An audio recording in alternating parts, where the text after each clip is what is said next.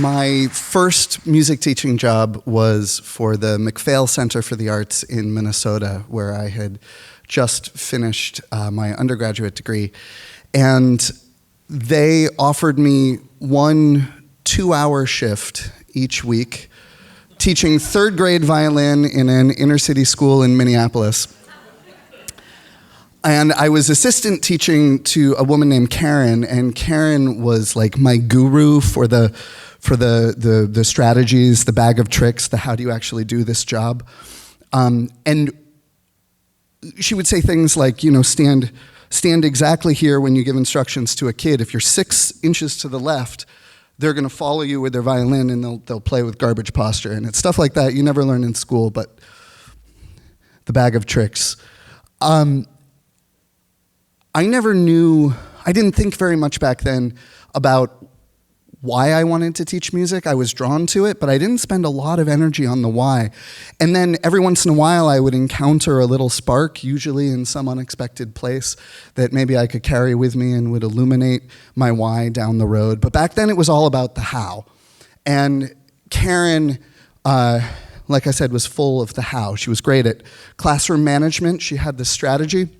This is going to sound rough, but she would kick one kid out of class every day. The first kid who talked back, bad attitude, bad hair day, get out of here, you're going to the principal's office, we don't tolerate that, go. That works, by the way. It's frowned upon these days. I should also mention, Karen and I were 2 of the only white people in the building, and so we were cultural outsiders. It was also a school that was really, really focused on discipline and conduct and behavior. So kicking a kid out of the beginning of the class was sort of in context, so we thought. Still,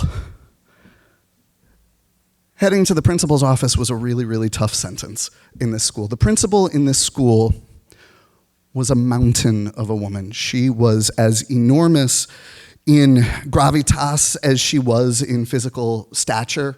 She was really, really extraordinary. She ran that school through pure force of personality, and I really, really liked her. I was also probably as scared of her as most of the students were. And one day her voice came over the intercom while we were teaching, and she told the entire school over the intercom about a second grader who was having a really hard time with her behavior. She'd had a rough run all through first grade.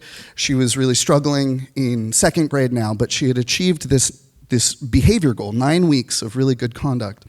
And she'd been allowed to choose her own reward for her good behavior. And the principal explained to the school over the intercom that for her prize, she had chosen that the principal was going to dance in front of the entire school. I really liked this girl's style. And I was picturing sort of like a David versus Goliath situation, the fallen giant and the student body pointing and laughing and lifting up the girl on their shoulders, all the things. And so the principal invites us into the hallway outside her office. So the principal's office was right in the middle of the school. It was like at the nexus of these 2 intersecting hallways. And the entire student body poured out. And so there were hundreds of kids in the hall, and there was a school uniform. There was like a white button-down with a black sweater vest over it. So there's just hundreds of black sweater vests filling these halls. And right in the middle is this tiny dot of a human, this little girl, and she is shaking, maybe with excitement, but pretty sure there were other emotions. The principal is towering over her. And the principal says a couple of welcoming words of celebration, and then she puts down this old school boombox she's holding. And she pushes play, and music fills these tall, dimly lit hallways. Maybe this is familiar to some of you.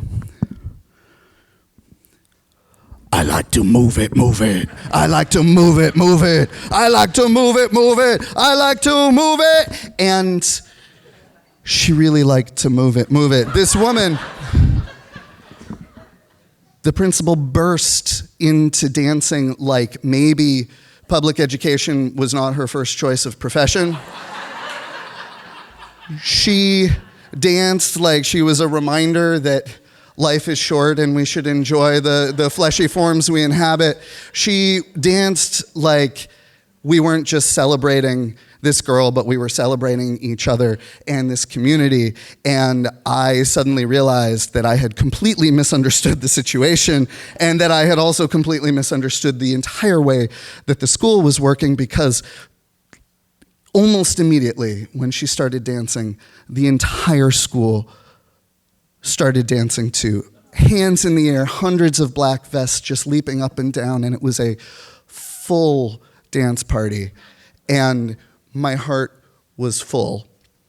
And I didn't know then what that lesson would mean for me or for my teaching, but I have been chasing that spark ever since.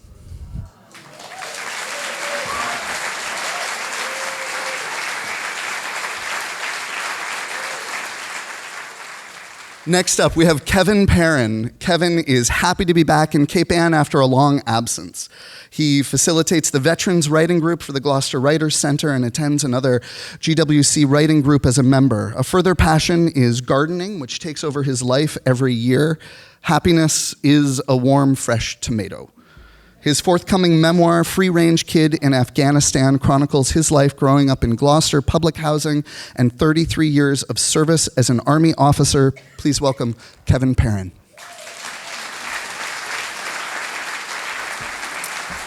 Sometimes people bring certain natural abilities to the work world. Some people are good at organizing.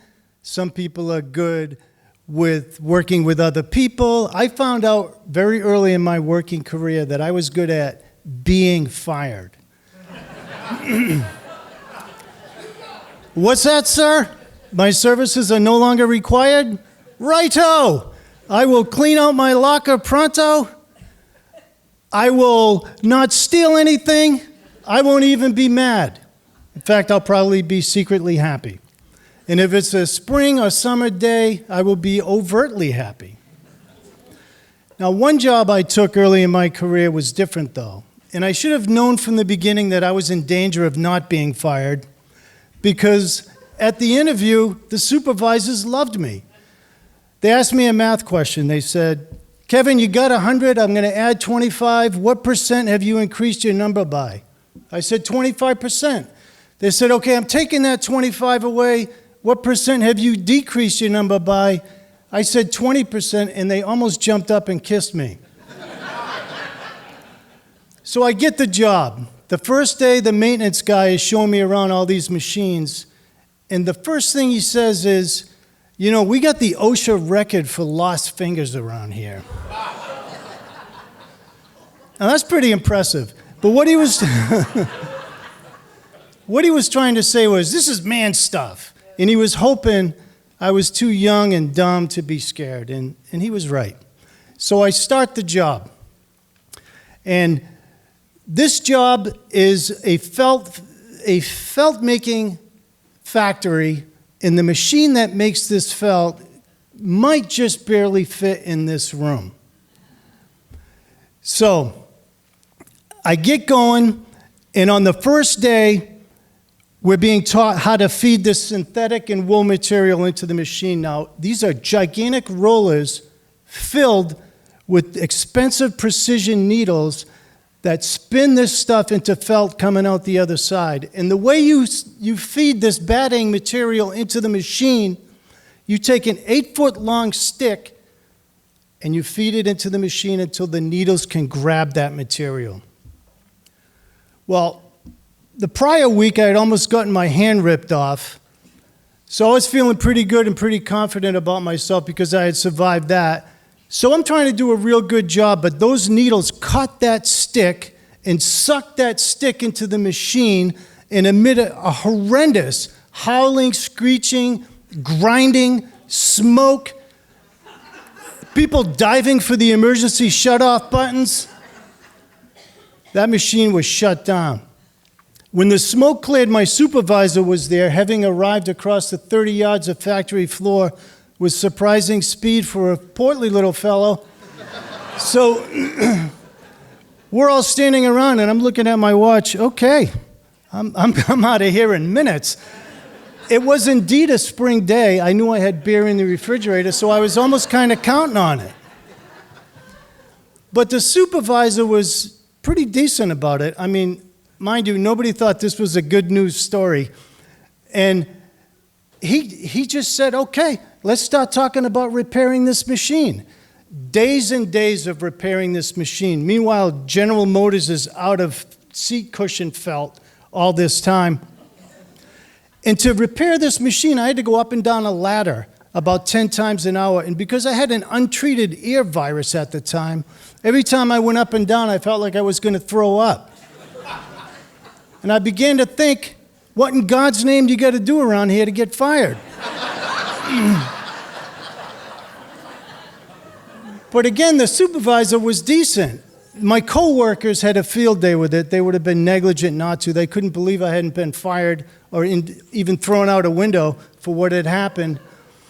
But I began to think, maybe I should quit to spare these people the embarrassment of having retained me. But they kept me, and I slowly turned my attitude toward thinking, I'm going to stay here long enough and work hard enough to make it worth their while to have retained me.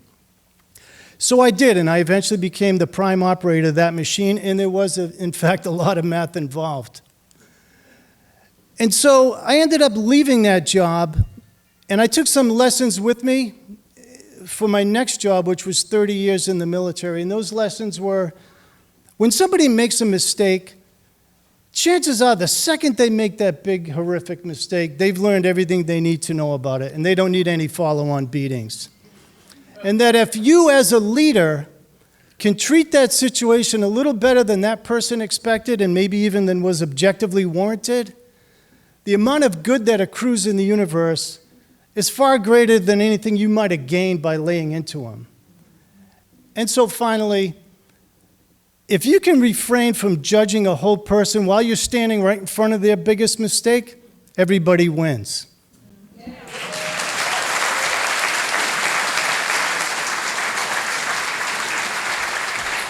How many of you are here for Jan Bell? I heard she sold half of the theater. Janice Rose Bell was raised on the East Coast all the way from Cape Breton to Florida. She and her husband, John Bell, have 3 grown children and 5 grandchildren spread across Georgia, Minnesota, and Montana, so they have a lot of places to visit. Formerly with the American Red Cross overseas, a second-grade teacher in Rockport, a realtor, and the Gloucester tourism director, she is currently engaged in a wide range of local volunteer activities. I think I'm going to put this down even shorter. Jan.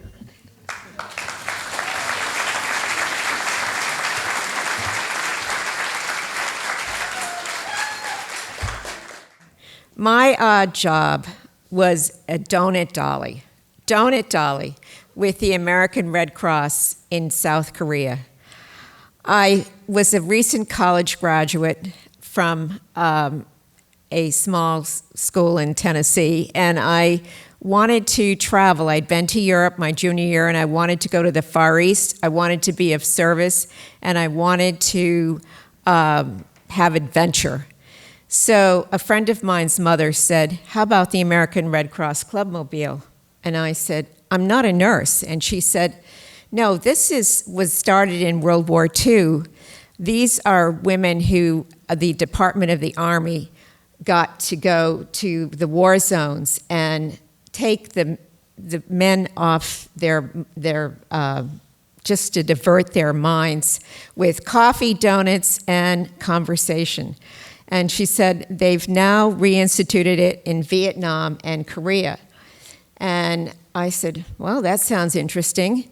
The qualifications were a college graduate. You had to have references, character references, and a personality that was pleasing. I said, well, hopefully I have.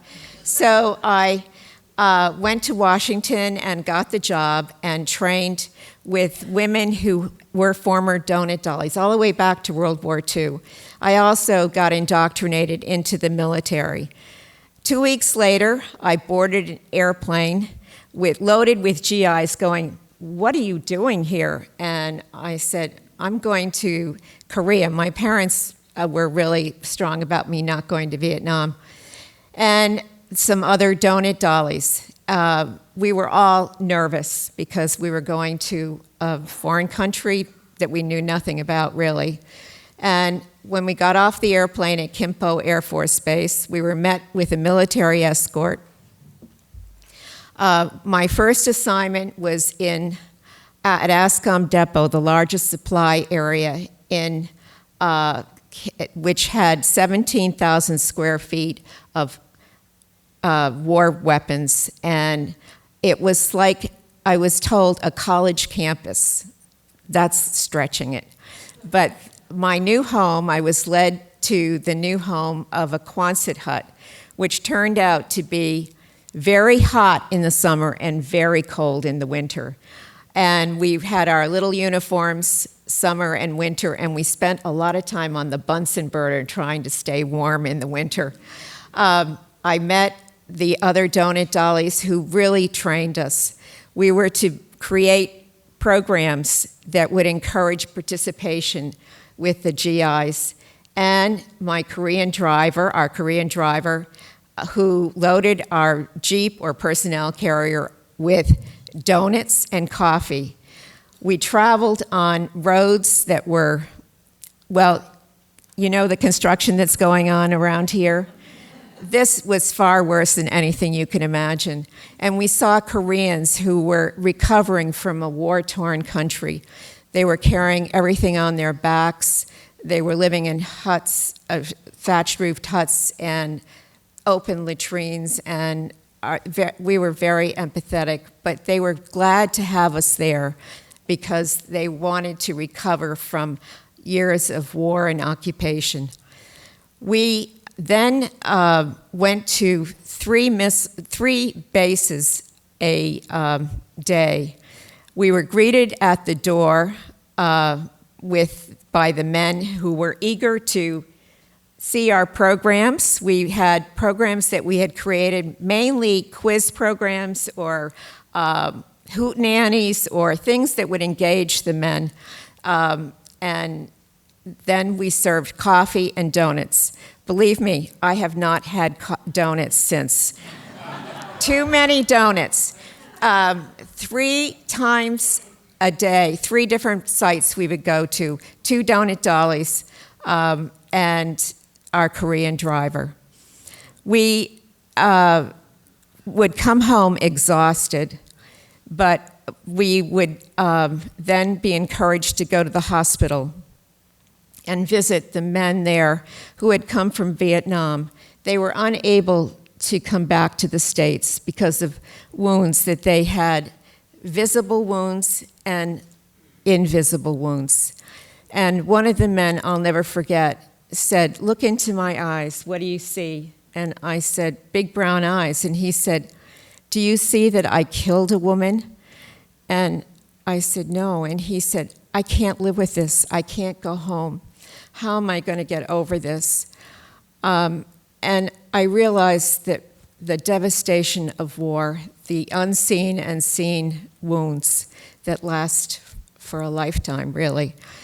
We were unprepared for that, but there were social workers that helped. We also had fun. We had parties, we had dances, we ate at the officers' club, and one of the officers, the one in charge of the largest, where they kept the weapons, Captain John Bell, would come and he would bring his troops, and they would critique our programs. They would give us a thumbs up or a thumbs down. And they kind of helped us. Well, I was just enjoying my stay there, and I got transferred up to the DMZ. And that was a totally different experience. It was much more intense. We were programming at missile sites, and we would be out in the field giving coffee and donuts, and they would say, now don't tell us where the other people are over there or over here, and we had to keep our mouths shut. And a couple of times we were shot at, our vehicle was. We traveled in armored personnel carriers. We met diplomats, and we saw tunnels where Koreans were coming down, and it was much more intense. But over the year, we did get to travel through the Far East, so I did get to see most of the Far East except Vietnam. And I did get transferred back to ASCOM, where I became the head of the unit. And that Captain John Bell said, you know, when you get back to the States, I want to share with you the better Cape. He knew I was living in Massachusetts at the time. And I said, you mean Cape Cod? And he said, no, Cape Ann. And so I said, okay. So a couple of years later, John Bell brought me up here to Cape Ann, and we got married, and I ended up living across the street at 242 East Main Street. 57 years later, here I am. So an odd job led to a whole new life on Cape Ann, the better Cape. Next up, we have Barbara Drake. Barbara is a 30-year resident of Gloucester, where she finally made her home after a peripatetic upbringing as the daughter of an Army officer and an adventurous mother. She also had circuitous career path that, in addition to the odd jobs you'll hear about tonight, include teaching yoga and Tai Chi and drumming for an African dance group. Currently retired, she enjoys writing, the arts, and communing with nature and her beloved community of creative friends on Cape Ann. Barbara Drake. My father had some advice for when facing adversity. His version of keep calm and carry on was, when you're up to your ass in alligators, keep a cool stool. Keep a cool stool. This has helped me in the past at some of my jobs when I thought I might not be up to a challenge. Like when I worked for a Newfoundland dog breeder during mud season in Vermont, the only job I could find. I thought I'd reached a new low as I scrubbed puppy poop from the kennel walls. The ultimate shit job. But then I became homeless when the house I was living in was sold, so I had to live out of my car for several weeks until I begged my way onto a construction job as a laborer. Living in a pup tent on site, I worked with a small crew of hippie carpenters on a post and beam house. I was the only woman on the job, and, as it turned out, the only one who still had a good back. Hey, Barbara, the stonemason would yell, I need more mud. So I lifted 100-pound bags of cement and mixed the mortar and carried heavy field stones to build the chimney. And after that, I hoisted slate tiles onto the roof and hammered them all on. All was going well until I backed the pickup into the side of the vintage Volvo owned by one of the crew. God damn it, he yelled. I just spent months restoring that car. I knew we shouldn't have a woman on the job. And as he was held back by the others from chasing me, hammer still in hand, I ran to the woods thinking, keep a cool stool. One of my next jobs, I was a crew member to deliver a small sailboat to the Caribbean from Cape Hatteras. I had never set foot on a sailboat before. And as luck would have it, everything malfunctioned on that boat.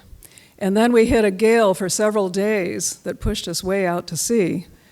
I had to steer the boat solo with my watch partner, perpetually seasick, for long hours of watch duty while tethered to the railing in my harness.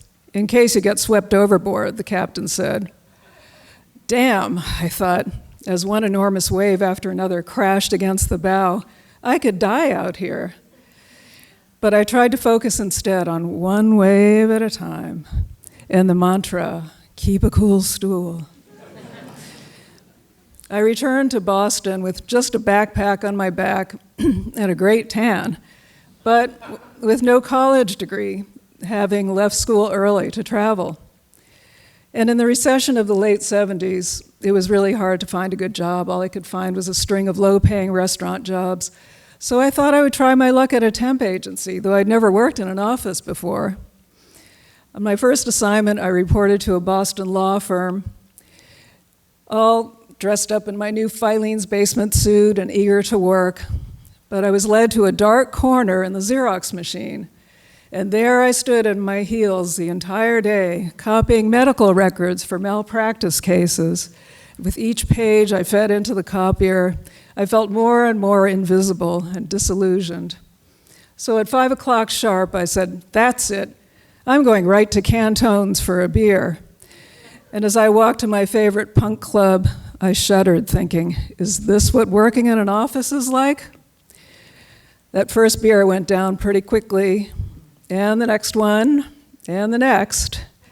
And when my friend's band, Unnatural Acts, started playing on stage, I went out to the dance floor, feeling really out of place in my suit. But after another beer, I was inspired to jump on stage, and I leaned into the mic to sing along, but I tripped on a chord and fell backwards over the bass drum with a big boom, my heels flying up, my head crashing into the cymbals. It took some doing to get ejected from Cantone's. But at some point, the bartender perp walked me out through the crowd of punks and bikers in my suit to a waiting cab. The next morning, I struggled, as you can imagine, to pull myself together to report to my next assignment. It was at another law firm where I was to answer the phone while the staff was out at their holiday party. But with my raging hangover, I couldn't manage to blurt out the long list of partners in the firm's name. "That'll be all. You can go now," the office manager soon said. So I left, ashamed, as I heard her calling the agency for a replacement. Oh, God, I'm going to be fired now, I thought as I trudged home. I'll never find a good job. But they gave me another chance, and the next day I reported to an investment management company as a receptionist. Soon they hired me full-time, and I worked my way up, and within a few years I applied for a management position. At my first real job interview, the CEO chuckled as he read my resume with its long list of odd jobs. I didn't mention the puppy poop. But finally, he looked up and said, "Stonemason tender?" His eyebrow raised, "And I see you never finished your college degree." I squirmed in my seat, thinking, well, this can't be good, trying to keep a cool stool. But the next thing I knew, I got the job, and soon I was promoted to senior vice president. And I worked there for 29 years until retirement, never having had time to finish my degree, which I guess I didn't need anyway, because what I did learn, that I was up to the challenge after all, and that if you find yourself up to your ass in alligators or on stage at fishtails, keep a cool stool, friends, keep a cool stool.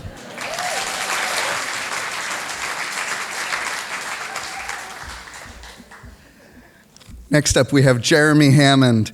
Jeremy Hammond was a deep-sea welder. Born and raised in Gloucester, he left the city to seek adventure, but fate and an asshole guardian angel led him back to his hometown, where he has found happiness as a carpenter. Jeremy Hammond.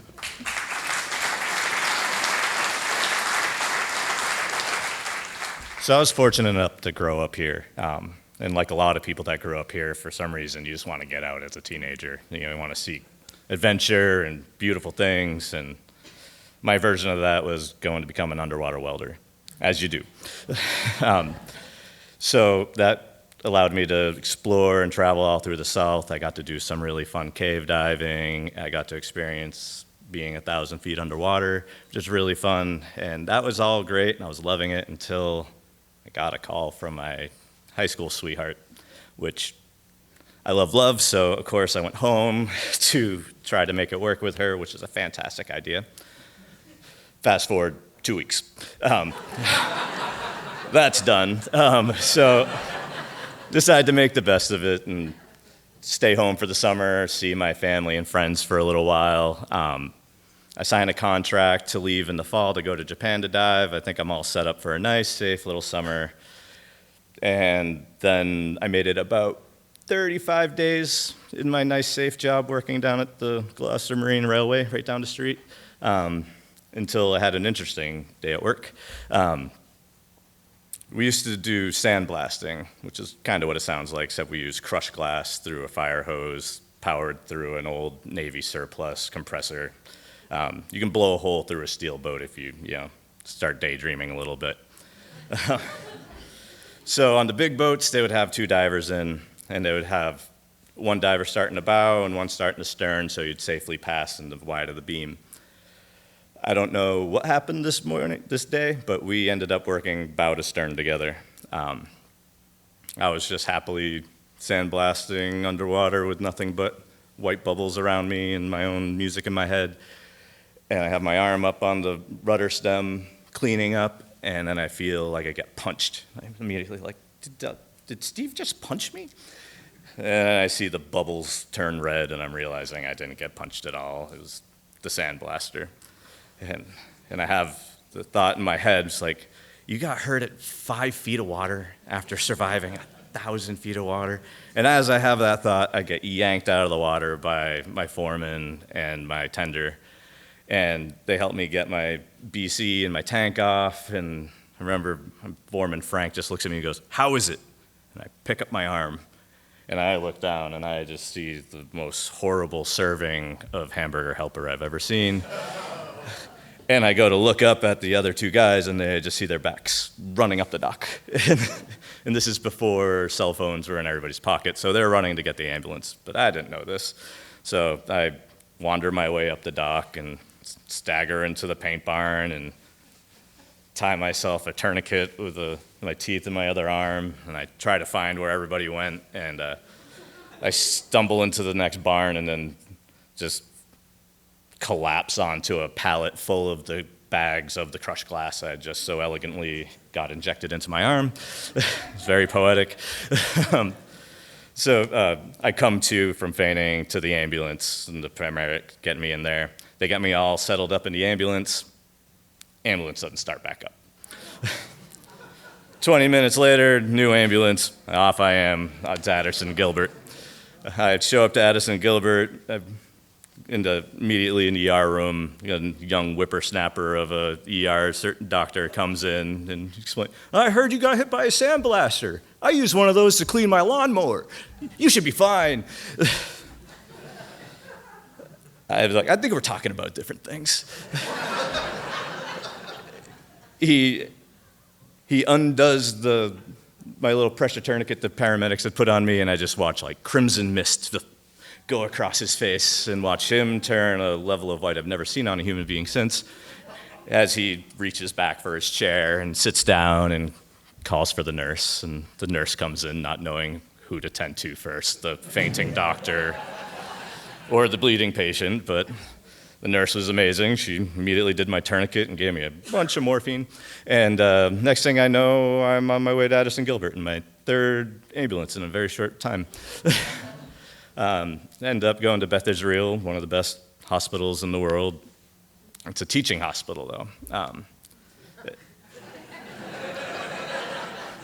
So I show up, and there's nurses that are very excited to see me, which I'm not expecting. And the nurse explains to me, like, "There's a surgeon doing lectures here, and he specializes in your specific wound. So would you like to be part of a teaching moment?" I was like, "Please fix me." And so she has me filling out all this paperwork, which I'm just in a morphine stupor signing. And what I signed was to be part of a theater lecture, which is just like this. Lots of faces, lots of lights, just as terrifying. And so as they're explaining to me that I may wake up without an arm and prepping me for surgery, which is treating me like a slab of meat at this point. They strip me naked, strap me to a stainless steel table, and just wheel me out. into about this many people. They're a little closer so I can really see their expressions. And as the nurse is prepping my anesthesia, I'm realizing that I'm very dehydrated, very naked, very shy, and very naked. And I remember leaning over and asking the nurse, like, can I please have a towel or something? She's like, oh, nobody cares. As she's like injecting doing the little thumb lever, and I don't even know if I got the sentence. I was like, I kind of care. But I wake up to a beautiful sight as my arm just strapped to the ceiling, and they saved my arm. They did an amazing job. The nurse came in and explained to me that I had suffered an interior explosion, which is when the glass hit my bone at such a pressure it blew backwards, turning my bicep into a monocep. I ended up getting a 12-year-old girl who died in a car crash earlier that day's femoral artery and femoral tendon. And after a long stay in the hospital and 6 surgeries, I was out. And it allowed me to be in Gloucester and just be hurt and wandering the streets and the woods. And I fell in such love with this town. And while I was doing that, it really reminded me of something that my grandmother used to tell me. Sometimes your guardian angel is just an asshole. And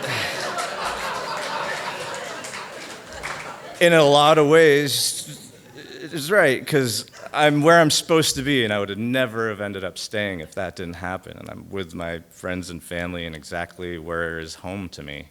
And on another guardian angel moment is my good friend that I went to dive school with was in Japan on the contract that I was supposed to be on. And that was when Fukushima got hit by the tsunami, and he ended up dying in that incident. So sometimes your guardian angel will blow your arm off in order to save you from a tsunami. So.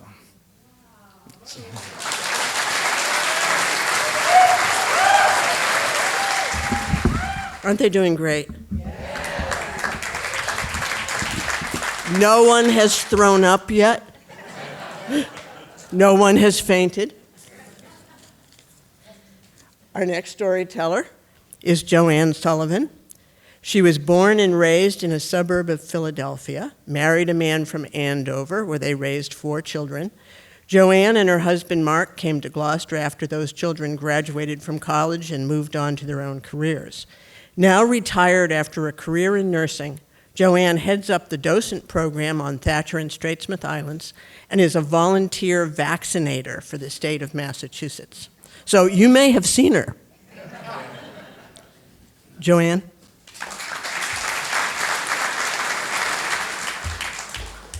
I think I'm going to throw up.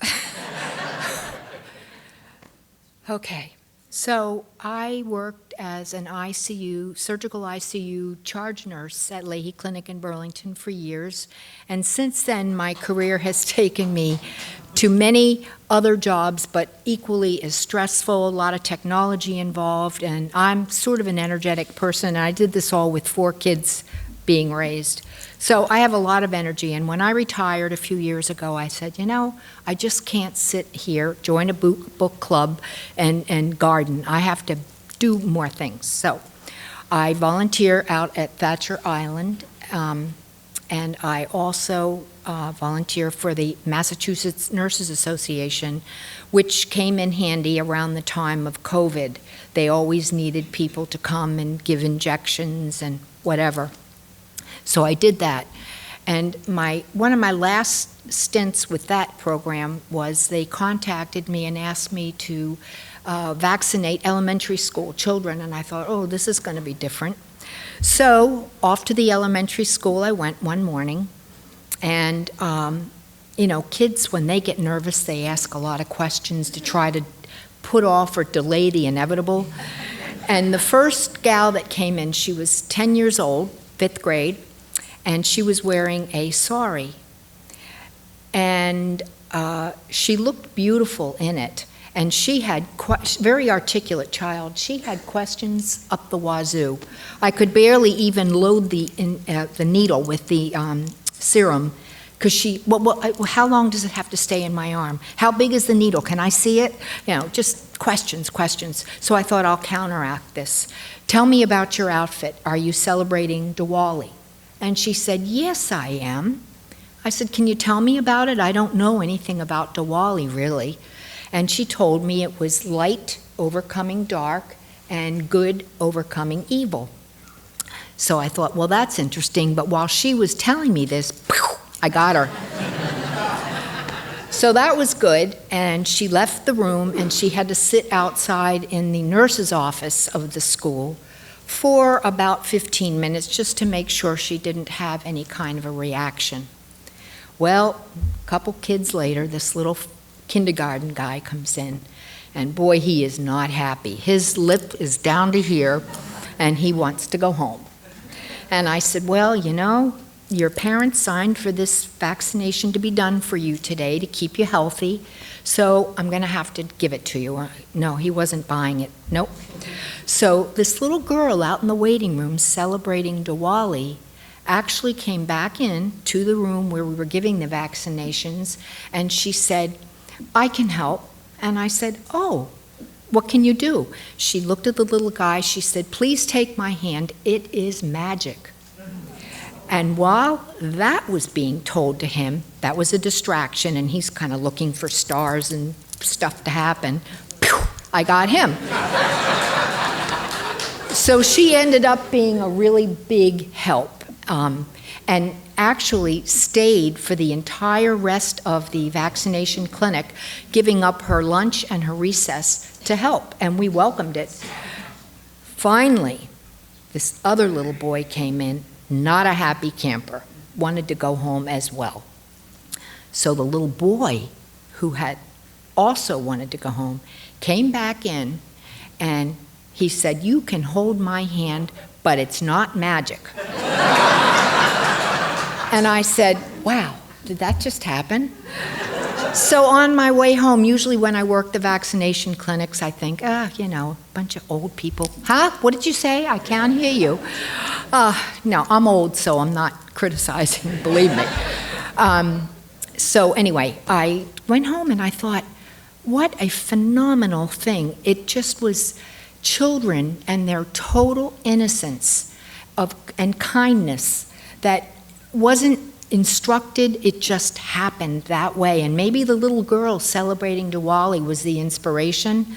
I don't know, but it made my day, and I told this at a dinner party in my neighborhood, and somebody said, have you ever heard of fishtails? And I said, no. And they said, well, we'll be in touch. So that's my story. When we were in the midst of COVID and the first vaccines were available, and it was kind of an emotional moment, thinking that maybe we were turning a corner, it was Joanne who was assigned to give me my first vaccine. Our next storyteller is Greg Bach. Greg is a retired educator. That's right. Greg is a retired educator who reluctantly leaves Lanesville every now and then to go to the big city to get supplies. While he sings way off key to his dog and his goats, this is the first time appearing in front of an audience that does not have hooves or paws. Greg Bach. I must have dug up or filled in half the island where I worked the summer I was 24 off the coast of Maine. I was on break from grad school, and I think it took Lyman all of a day to report back to the rest of the gang that I was useless as tits on a bull. So I was dropped off every morning to dig up a water line or a septic tank or fill in and around a foundation, usually out at one of those old summer homes out on the point. And at lunch, I would sit under a tree overlooking the bay while Lyman drove into town to the only store to get his usual can of Vienna sausages and a cup of coffee. And that's pretty much how those first few weeks went. They were long, tiring, and they were a bit lonely. And then one day it was Jimmy's turn to work with the college boy. And we were sent down to the cemetery to dig a grave because the backhoe was too big to fit between the headstones.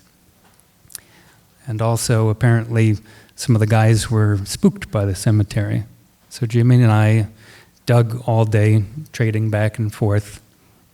And we dug deeper and deeper. And then it started to get cool, a little bit quieter. And then near the end of our digging, I had this feeling that I was just always one shovelful away from breaking through to something or somewhere else. We had to go back the next morning to finish up until Hutch came by in his black hearse with a roll of green AstroTurf under one arm, and he looked down in the hole and said, "Good enough." So Jimmy and I packed up the truck, moved to the edge of the cemetery, which wasn't very far away, but we at least parked facing away from the grave. And we watched in our side view mirrors while a tiny, awkward group made its way across the cemetery. Jimmy really didn't say much, but he continued to watch in the side view mirrors. And I remember him cleaning his glasses over and over and fiddling with the stuck window vent that wasn't working, until he finally just sort of pulled his hat low and leaned back and closed his eyes. And I couldn't take the stillness. I couldn't take the stuffy cab or the single fat fly that kept buzzing back and forth on the dashboard. And so, of course, I said, "Hey, Jimmy, have you ever had succotash? I could eat an entire pan right now." He opened one eye and looked at me and said, "You mean with them green lima beans?" And that's when I explained the tragedy of store-bought succotash and how my mom used to make it fresh from the garden with corn and purple pole beans and cream and onions and, most importantly, the salt pork.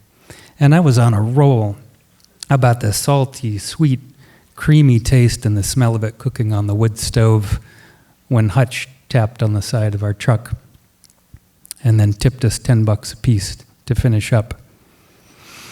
And Jimmy and I got out of the truck and stood next to this big pile of bony earth. And I say bony because that means that it was mixed with rocks that were large and small.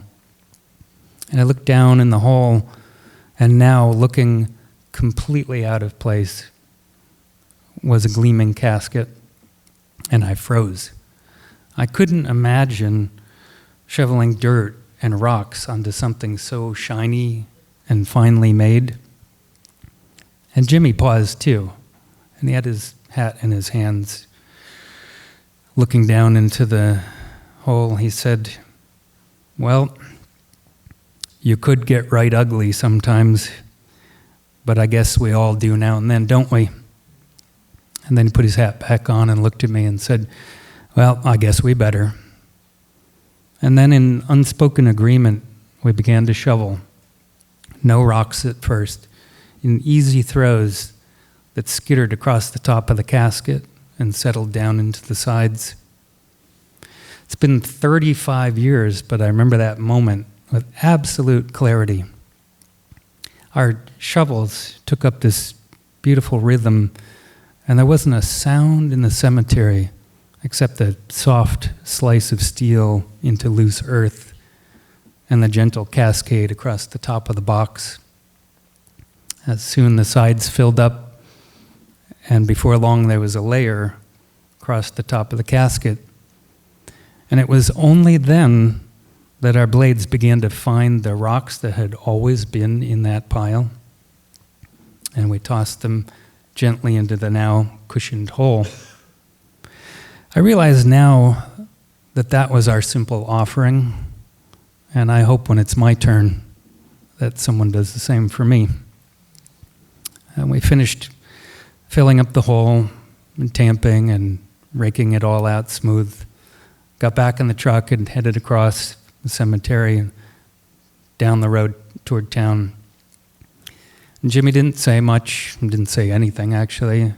And I thought we might not talk all morning or even the rest of the day, until he shifted into fourth and leaned back just a little bit and said, "I suppose," he said, beginning a conversation that would last the next 5 years until I moved away. "I suppose if you didn't have any salt pork for that succotash, you could use bacon, couldn't you?"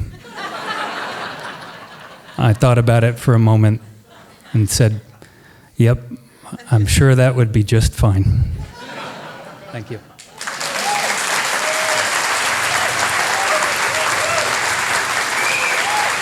Nancy Carolyn Quant is a creative sort who spends her time dancing with the written word, embracing ocean waves, and speaking second languages.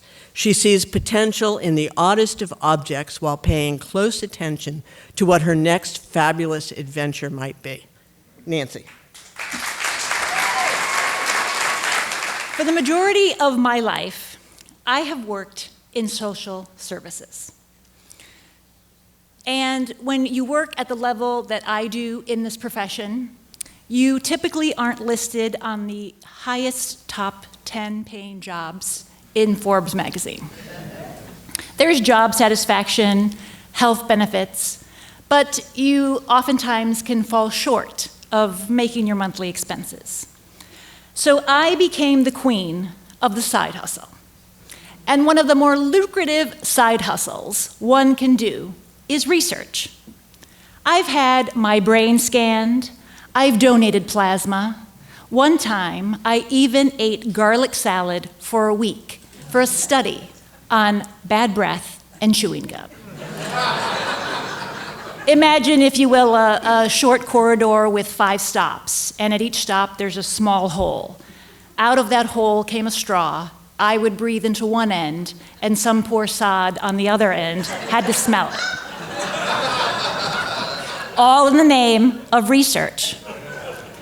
So when a midwife suggested that I look into pelvic modeling, my curiosity was piqued.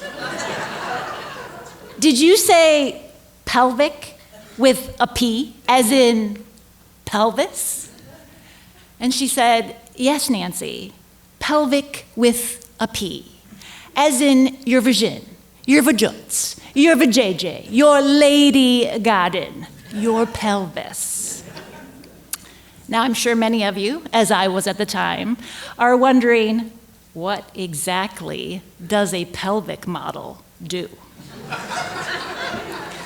Well, pelvic models are women who voluntarily offer their services to up-and-coming medical students and a supervisor to help them do bimanual exams, speculum exams on a live human being. Learning how to do a pap smear on plastic modular genitalia can only get you so far. Pelvic models give feedback on comfort. They are basically helping to improve the communication abilities and technique of the students during the exam in what is a delicate environment. I remember reading the brochure, and it said, this is the kind of volunteer job that is both rewarding but challenging. No kidding. And that monetary compensation should not be your sole motivation. Again, no kidding. So any woman in this room knows what is already an uncomfortable situation made worse when you have someone who is lacking in skills and bedside manner down there. So the more I thought about it, it made me inspired. I mean, how many bad annual women's exams had I suffered in my lifetime? I could do this. I had breathed garlic breath into the faces of unknown researchers. I'm a Spanish medical interpreter. I had prepared future generations of doctors on how to better interact with limited English-speaking populations. I could make a positive impact on the relationships of midwives and GYN clinicians and their patients. I could be their voice, or at least my vagina could. My cervix could change the world, and I could at least lend a hand, or my inner and outer labia for the future of medicine, while at the same time possibly paying off a utility bill. So I signed up.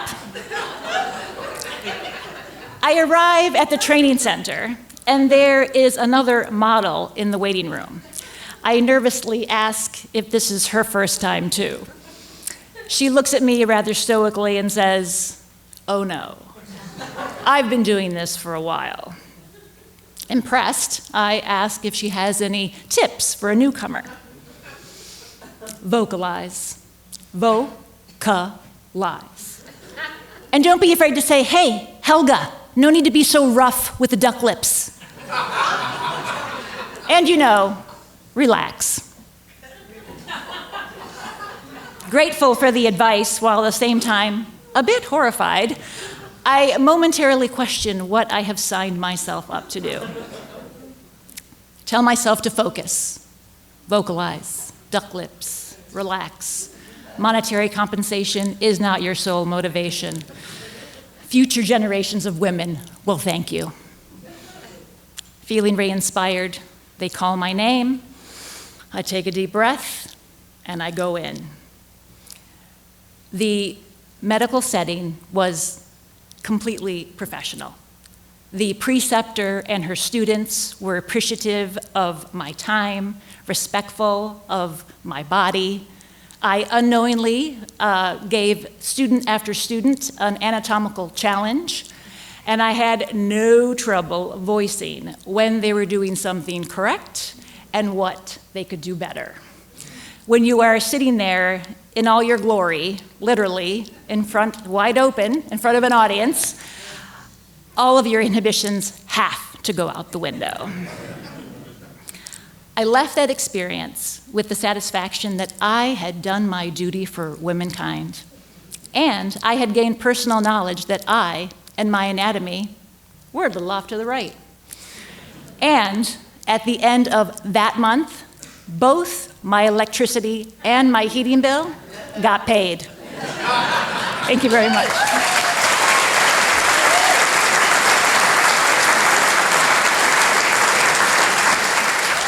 All right, we are approaching the end. We have one more storyteller tonight.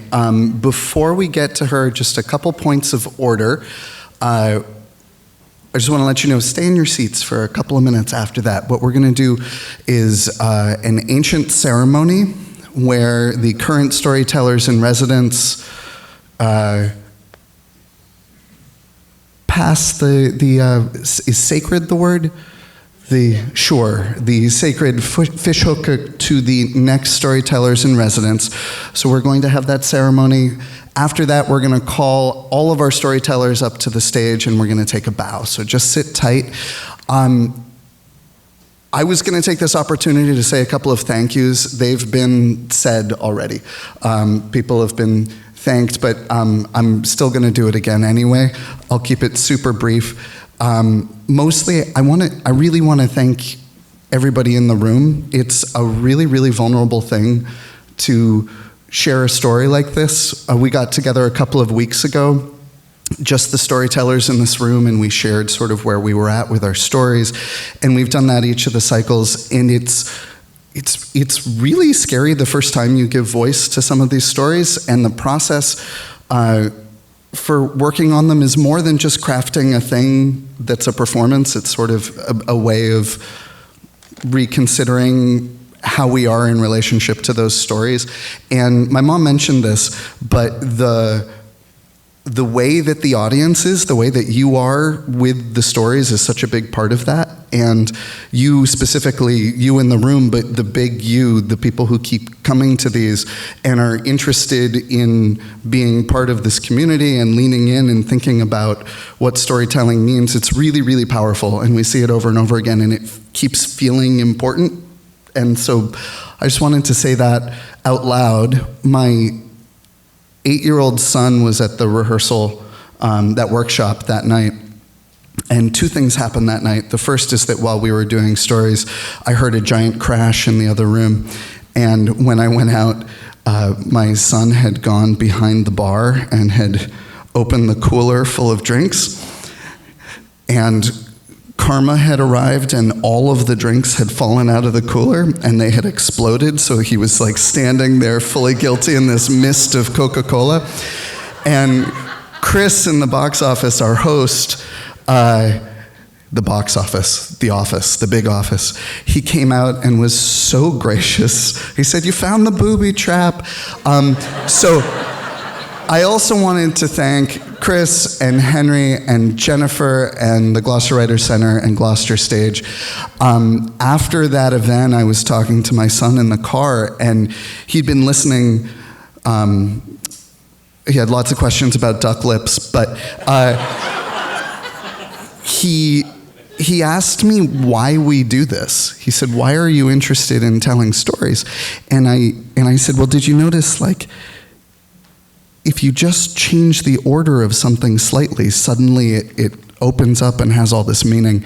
And I hadn't really realized that for myself, but I think, like, in 5 minutes you tell a story and you just change 2 details and suddenly it means something that it didn't mean before.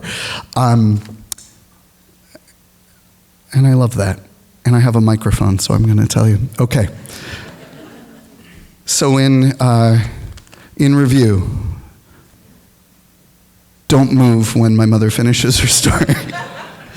Sharon Cohen, former physical therapist, Air Force officer, school library aide, bookmobile librarian, romance writer, lighthouse keeper. Forgot to say the most important thing in my little monologue there, which is that doing this with my mom was by far my favorite part of this. Just having something creative and meaningful to tinker with has been just a total blessing.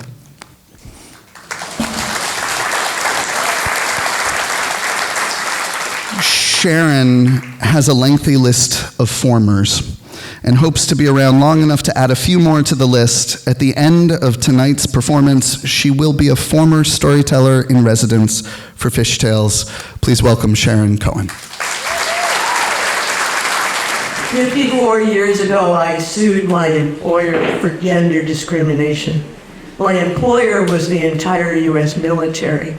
And what I was asking for was that married service women be given housing allowances on the same basis they were given to married servicemen. So the lawsuit attracted some attention. And during one of the very first interviews I did, the reporter asked if she could take a photograph, and sure. And then she added that what her editor wanted was a picture of my husband in an apron and me standing over him with a rolling pin. Those were the days, huh? We said no, but that was the moment that I understood that I would not be writing my public story. The thing that at least saved me from public ridicule was actually the women's movement. We lost that lawsuit in a lower court, and it was appealed to, and it was decided in our favor by the Supreme Court. And that was in 1973, which was exactly the same year that the Supreme Court ruled on Roe v. Wade. Let's have a moment of silence for that one. Having a brain moment here, be patient with me. Those were exciting times. Those were exciting times to be a woman, and exciting times in gender-inspiring stories. So I was very quickly cast as the spunky young lieutenant. And I remained the spunky young lieutenant for 20 years. I was interviewed, but I was interviewed less and less often until I receded into a comfortable obscurity.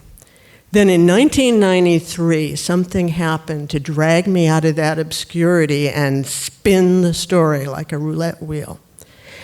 And that was that the ACLU lawyer who had written and argued an amicus brief in the Supreme Court part of this case was herself confirmed to the Supreme Court. And the story changed immediately to one of a Wonder Woman attorney and her spunky lieutenant sidekick. And where in the 20 years before, I had been asked a handful of predictable questions, now there was only one question. And it was, what is she like? I was somewhat after that, I was a guest at a conference of female lawyers in New York City, and a reporter came up to me and flipped open her notebook and said, now, what was she like when the two of you first filed your lawsuit? And I said, I don't have a clue. I didn't meet Justice Ginsburg for 27 years after that lawsuit was initially filed. And she said exactly one word. She said, oh! And she snapped the notebook shut and she turned around and she walked away. Because she had come to talk to other me. And if she wasn't going to get the story she wanted to get, she wasn't going to be bothered with me. I will not lie to any of you. I've had a very good time over these years stepping in and out of other me's military-issued granny's shoes. I've been invited to a lot of interesting events. I've met a lot of interesting people, many of whom have been reporters, and good ones. And I have been able to walk into rooms where I have been admired and applauded to a degree that doesn't often happen when I walk into a room full of people who actually know me. But I'm also irritated. I'm irritated that other me has had only one topic of conversation for more than half a century, and she's a bit of a bore. Sometimes I actually have to feign interest in what some people consider the major achievement of my life. And yeah, it's galling to have people be disappointed that I'm me and not her. I don't actually think this is odd. I think that every single person in this room knows what it is to know who you are. And by that I mean everything you are and only what you are. And to hold that real self in some kind of honest perspective when everybody around you is holding up mirrors telling you what they perceive you to be, what they want you to be, what they need you to be to write the narrative they want to write. And I hope that all of you understand what I've come to understand, which is that this, as messy and complicated and irrational and sometimes crazy and sometimes downright unhappy as this can be, it is still far richer and more satisfying than wearing a costume woven out of the expectations of other people. Thank you.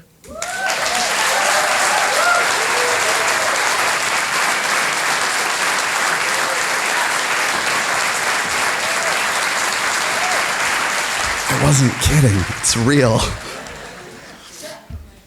All right. We're going to dim the lights. There's only a little bit of blood involved. Oh, didn't even know I had the power to do that. That was great. Thanks. The time has come. The time has come to pass the ceremonial. My father pointed out that technically this is a gaff. I'm going to call it a fish hook, though. I'm sorry, Dad. The time has come to pass the ceremonial fishing hook gaff to next season's co-storytellers in residence. The two women who will be shepherding storytellers through the 2024-2025 season have much in common. Both are authors and both have long been active with the Gloucester Writers Center. Nikki Rashawn Scholl was one of the first writers in residence at the center and has twice been a Fishtails storyteller, and Anne McCardle has taught a variety of writing workshops for the center and has also been a part of Fishtails events. You'll be hearing more about both of them in next season's series of Fishtails, but let's bring Nikki and Anne up to the stage now to take part in our ceremony.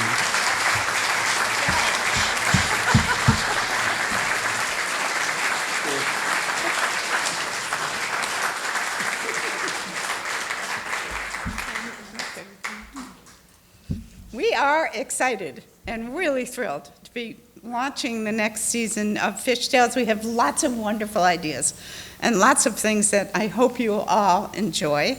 And I have to say also that following in the footsteps of the Cohens, those are some big shoes to fill. So I'm going to ask that we give up one last hand to Sharon and Nathan.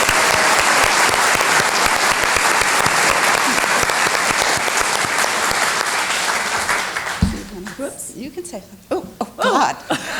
Maybe there will be blood. I know. There will be blood. Just a little. So I just want to say that.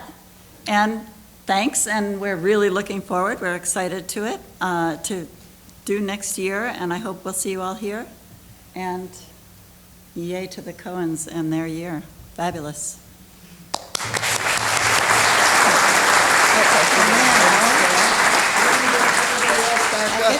Can we give one more round of applause to all of our fantastic storytellers?